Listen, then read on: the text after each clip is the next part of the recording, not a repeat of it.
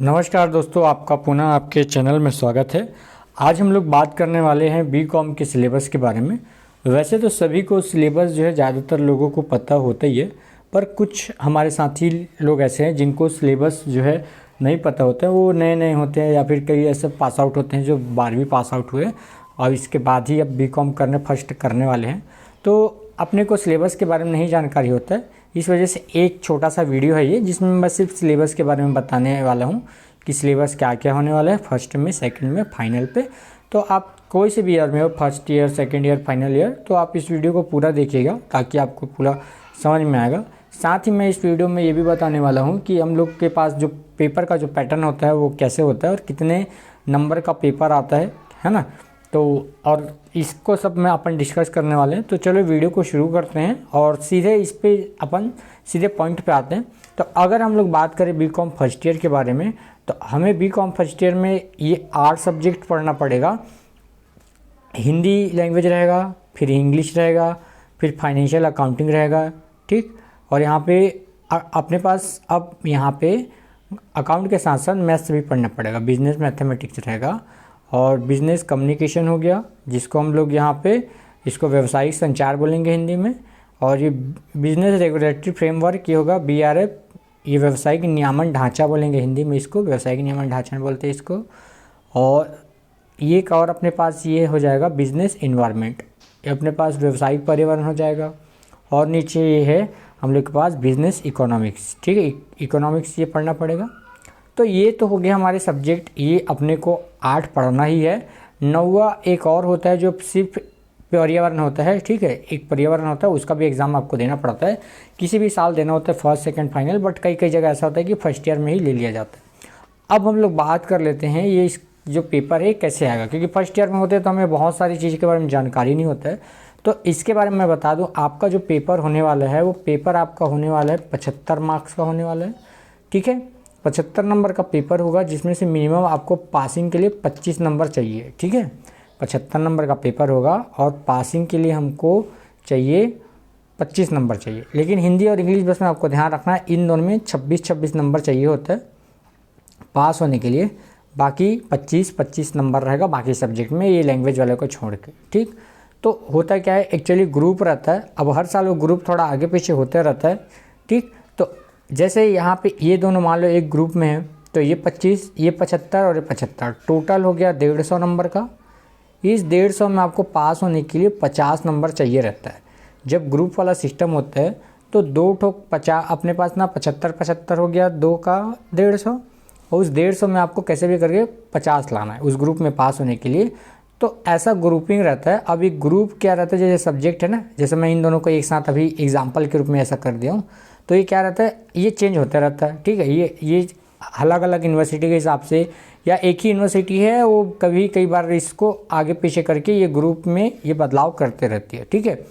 तो ये अपने पास ऐसा पैटर्न रहेगा। 75 नंबर का हम लोग के पास क्वेश्चन रहेगा पूरा। 75 नंबर में आपको 25 पासिंग रहेगा, हिंदी इंग्लिश में 26 लेना है।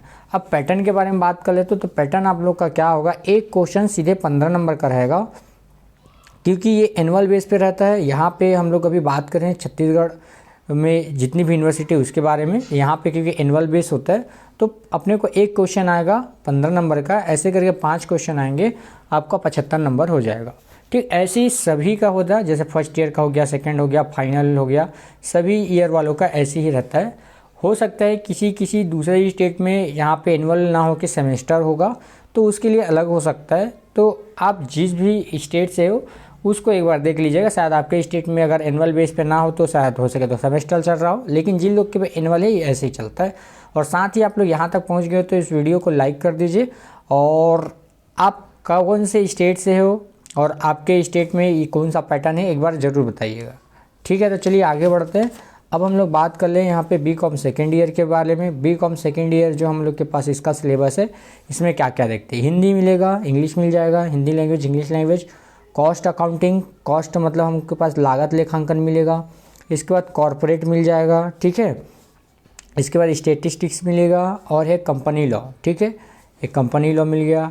और है अपने पास फंडामेंटल्स ऑफ इंटरप्रेन्योरशिप, उद्यमिता के जो मूल सिद्धांत है ये आ जाएगा। प्रिंसिपल ऑफ मैनेजमेंट किया जाएगा, ठीक। प्रिंसिपल ऑफ मैनेजमेंट, ये भी हम लोग को इसमें पढ़ना पड़ेगा। तो ये तो हो गया हम लोग के पास सेकेंड ईयर का सिलेबस है, इतना पढ़ना है आपको, ठीक है। 8 सब्जेक्ट यहाँ भी हो गए। अब बात कर लेते हैं हम लोग फाइनल ईयर के बारे में। तो फाइनल ईयर, ये बी.कॉम फाइनल में हमको क्या क्या पढ़ना है एक बार देख लेते हैं।